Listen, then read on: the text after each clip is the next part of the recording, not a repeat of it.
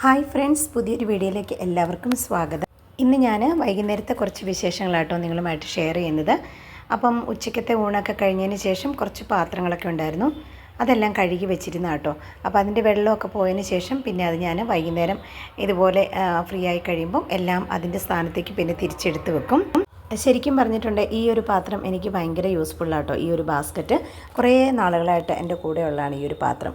അപ്പോൾ ഞാൻ ഇതിനകത്ത് നമ്മൾ കഴുകുന്ന പാത്രങ്ങളൊക്കെ ഇങ്ങനെ ഇതിനകത്തോട്ട് വെക്കുകയാണെങ്കിൽ വെള്ളമൊക്കെ വാർന്നു പോയതിന് ശേഷം പിന്നെ ഞാൻ തിരിച്ച് അതാത് സ്ഥാനങ്ങളിൽ എടുത്ത് വെക്കുന്നത് കേട്ടോ. പക്ഷേ ഇതിനകത്തുള്ളൊരു മിസ്റ്റേക്ക് എന്ന് പറയുന്നത് ഇതിൻ്റെ അടിയിൽ ട്രേ ഇല്ല.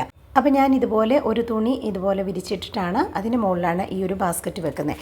അപ്പോൾ നമ്മൾ പാത്രം കഴുകി കമത്തി വെക്കുമ്പം ആ പാത്രത്തിലുള്ള വെള്ളമെല്ലാം ഈ ഒരു തുണിക്ക് അകത്തോട്ട് അബ്സോർബ് ചെയ്തോളും.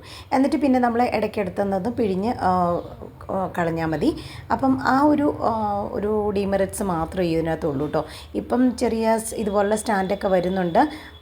അതിനകത്ത് ഇതുപോലെ ട്രേ വെള്ളം വീഴാനായിട്ടുള്ള ട്രേയോട് കൂടിയ ഒരു ബാസ്ക്കറ്റൊക്കെ ഞാൻ ഓൺലൈനൊക്കെ കണ്ടിട്ടുണ്ട് കേട്ടോ. പക്ഷേ ഇതെനിക്ക് കുറേ നാളുകളായിട്ട് എൻ്റെ അടുത്തുള്ളതാണ്. നമുക്കിപ്പോൾ അധികം കഷ്ടപ്പാടൊന്നും വരുന്നില്ലല്ലോ, ഇടയ്ക്ക് ഈ ഒരു തുണി എടുത്തൊന്ന് പിഴിഞ്ഞ് കളഞ്ഞാൽ മതിയല്ലോ. അപ്പോൾ അങ്ങനെ പാത്രങ്ങളൊക്കെ മാറ്റി വെച്ചതിന് ശേഷം പിന്നെ വൈകുന്നേരം കുറച്ച് പാത്രങ്ങളോടെ വന്നിട്ട് നമ്മൾ ചായ കുടിയൊക്കെ കഴിഞ്ഞതിന് ശേഷമുള്ള അപ്പോൾ അതും കൂടെ എല്ലാം ഒന്ന് കഴുകി ക്ലീൻ ചെയ്ത് വെക്കുകയാണ്. ആക്ച്വലി എനിക്കിപ്പോൾ ഈ കൈയുടെ വേദനയും പ്രശ്നങ്ങളൊക്കെ ഉള്ളതുകൊണ്ട് തന്നെ ഒരുപാട് പാത്രങ്ങളൊന്നും കഴുകാനായിട്ട് ഞാൻ നിൽക്കാറില്ല കേട്ടോ. ഉച്ചയ്ക്കത്തെ പാത്രമെല്ലാം ബീന പോകുന്നതിന് മുമ്പ് എല്ലാം കഴുകി എല്ലാം ഓക്കെ ആക്കി വെക്കും, ക്ലീൻ ചെയ്ത് വെച്ചതിന് ശേഷം കേട്ടോ പോകുന്നത്. പിന്നെ വൈകുന്നേരം ഉണ്ടെങ്കിൽ ഇതുപോലെ ചെറിയ പാത്രങ്ങളൊക്കെയാണ് കുഴപ്പമില്ല കേട്ടോ. പക്ഷേ കുക്കർ അതുപോലുള്ള വലിയ പാത്രങ്ങളൊക്കെ കഴിയുമ്പോൾ എനിക്ക് കുറച്ച് പ്രശ്നം കേട്ടോ. അപ്പോൾ ഇടയ്ക്കിടയ്ക്ക് നമ്മുടെ ഒരു എന്താ പറയണേ കൂടപ്പുറപ്പായിട്ട് നമ്മുടെ കൈവേദനയും പ്രയാസങ്ങളൊക്കെ ഉണ്ട് കേട്ടോ. പക്ഷേ അതൊന്നും ഞാൻ മൈൻഡ് ചെയ്യാറില്ല. മാക്സിമം എന്താ പറയണേ നമ്മളാൽ കഴിയുന്ന രീതിയിൽ എല്ലാ ജോലികളും ചെയ്യാനായിട്ട് ശ്രമിക്കാറുണ്ട് കേട്ടോ. പിന്നെ കൂടുതൽ കുറച്ച് എക്സസൈസും കാര്യങ്ങളൊക്കെ ഞാൻ റെഗുലറായിട്ട് കൂടെ കൊണ്ടുപോകുന്നുണ്ട്. അപ്പോൾ അങ്ങനെ നോക്കിയപ്പോഴത്തേക്കും ഗ്യാസ് തീർന്നു കേട്ടോ. അപ്പോൾ പിന്നെ ഞാൻ ഇച്ചാനെ വിളിച്ചിട്ട് ഒന്ന് കണക്ട് ചെയ്ത് തരാൻ പറഞ്ഞു. ശരിക്കും കണ്ടോ, ഈ ഒരു സമയത്ത് ഒരു 7 മണിയൊക്കെ സമയമായി, നല്ല ഭംഗിയുണ്ട് കേട്ടോ നീലാകാശം കാണാനായിട്ട്. അപ്പോൾ കഴിഞ്ഞ ദിവസങ്ങളിലൊക്കെ നല്ല മഴയായിരുന്നു കേട്ടോ. അപ്പം അതുകൊണ്ട് തന്നെ ഇന്നത്തെ ഒരു ക്ലൈമറ്റ് എന്ന് പറയുന്ന ഒരു പ്രത്യേക സുഖമാണ്, അധികം ചൂടൊന്നും ഇല്ലാത്തത്. ഞാൻ രാവിലെ ഒഴിച്ച് വെച്ചിരുന്ന കേട്ടോ. പക്ഷേ പാലിനകത്തുള്ള വെള്ളം കണ്ടോ. അപ്പോൾ ഞാനതുകൊണ്ട് എനിക്ക് എന്തോ പോലെ തോന്നിയിട്ട് ഞാനത് ഒരരിപ്പയിൽ വെച്ച് അരിച്ച് ഇതുപോലെ മാറ്റിയെടുക്കുകയാണ്. എന്നിട്ട് ഈ വെള്ളം ശരിക്കും മോരുകറിയൊക്കെ ഉണ്ടാക്കുകയാണെങ്കിൽ വെള്ളം തന്നെ ഒഴിച്ചാൽ മതി കേട്ടോ. പക്ഷേ എനിക്കത് ഒരുപാട് പുളിയുള്ള പോലെ തോന്നി, അതുകൊണ്ട് ഞാനതങ്ങ് മാറ്റിക്കളഞ്ഞു. ഇനിയിപ്പോൾ ഇന്ന് വൈകുന്നേരം വളരെ സിമ്പിളായിട്ടിരിക്കുന്ന ഒരു ഡിന്നറാട്ടോ ഞങ്ങൾ ഉണ്ടാക്കുന്നത്. ദോശയും മുട്ട ഓംലേറ്റും കേട്ടോ.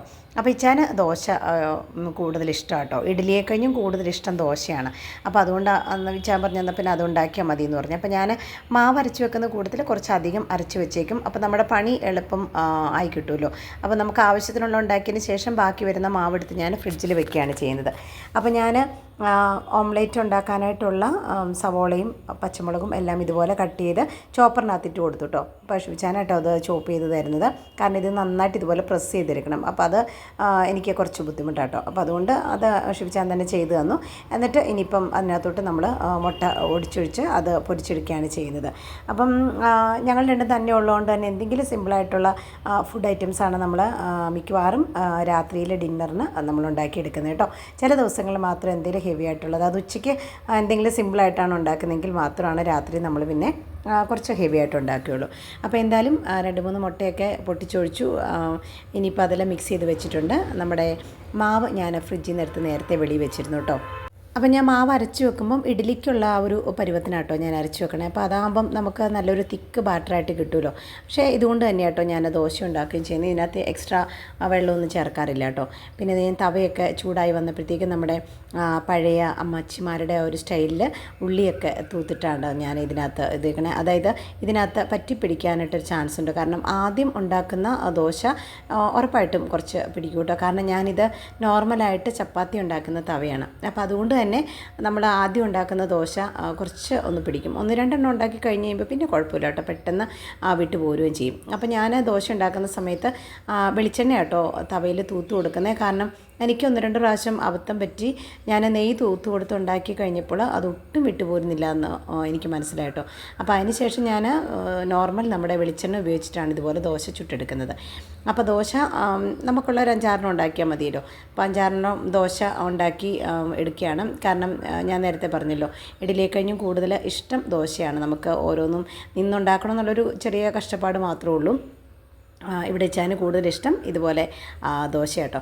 അപ്പം എനിക്ക് അടുക്കളയിൽ നിന്ന് ഞാൻ കുക്ക് ചെയ്യുന്ന സമയത്ത് വെച്ചാൽ എനിക്ക് പാട്ടൊക്കെ വെച്ച് തരും കേട്ടോ, കേട്ടുകൊണ്ട് നിൽക്കാനായിട്ട്. ശരിക്കും പറഞ്ഞാൽ മക്കളൊക്കെ പോയി കഴിഞ്ഞപ്പോഴത്തേക്കും ഭയങ്കര ഒരു മൂഡ് ഓഫ് ആയി പോയിട്ടോ. ഒട്ടും ഒരു എന്താ പറയണേ, മക്കളൊക്കെ ഉണ്ടെങ്കിൽ നമുക്ക് എന്തെങ്കിലും ഒരു കുക്ക് ചെയ്യാനും അല്ലെങ്കിൽ ഒരു ഒച്ചപ്പാടും ബഹളമൊക്കെ ഉണ്ടാവുള്ളൂ അല്ലേ. അപ്പം അവരില്ലാത്തതിൻ്റെ ഒരു മൂഡ് ഓഫ് മാറ്റാനായിട്ടാണ് ഞങ്ങൾ പാട്ടൊക്കെ വെച്ചിട്ടിങ്ങനെ നിൽക്കുന്നത്. അപ്പോൾ അതേ നമ്മുടെ മണി പ്ലാന്റ് കണ്ടോ, മണി പ്ലാന്റ് അത്യാവശ്യം നന്നായിട്ട് വളർന്ന് പൊങ്ങിയിട്ടുണ്ട്. അപ്പോൾ ഞാൻ ചേച്ചനോട് പറഞ്ഞത് എനിക്കൊന്ന് ഒരു നൂല് അല്ലെങ്കിൽ ഒരു വള്ളി ഇങ്ങനെ വലിച്ച് കെട്ടി തരുവാണെങ്കിൽ അതങ്ങ് കയറിപ്പൊക്കോളൂ എന്ന് കരുതി. അപ്പോൾ അങ്ങനെ ഞാനത് കെട്ടിത്തന്നു, അതും ഞാൻ അവിടെ റെഡിയാക്കി വെച്ചു കേട്ടോ. അപ്പോൾ ദോശയെല്ലാം ചുട്ടെടുത്തതിന് ശേഷം പിന്നെ ഞാൻ ഇതുപോലെ ഓംലേറ്റും ഉണ്ടാക്കിയെടുത്തു. അപ്പോൾ ഇന്ന് അങ്ങനെ വളരെ സിമ്പിളായിട്ടിരിക്കുന്ന ഒരു എന്താ പറയുക ഡിന്നറാട്ടോ ഇന്ന് ഞങ്ങൾ ഉണ്ടാക്കിയത്. അപ്പം ഇന്നത്തെ ഫുൾ ഡേ വിശേഷങ്ങളൊക്കെ ഇത്രയേ ഉള്ളൂ. ഇത് കണ്ടോ മണി പ്ലാന്റ് ഞാൻ ഇവിടെ വള്ളിയൊക്കെ വെച്ചാൽ കെട്ടിത്തന്നു, അത് ഇതിലോട്ട് കയറി പോയിട്ടുണ്ട് കേട്ടോ. ശരിക്കും പറഞ്ഞ് ഇതൊക്കെ കാണുമ്പോൾ ഒരു പോസിറ്റീവ് എനർജി ആട്ടോ. എനിക്കെന്തോ ഭയങ്കര ഒരു സന്തോഷമാണ് ഇതൊക്കെ കണ്ടു കഴിയുമ്പോൾ. അപ്പോൾ ഇന്നത്തെ വിശേഷം ഇത്രയേ ഉള്ളൂ. അടുത്ത വീഡിയോയിൽ കാണാം. ബൈ.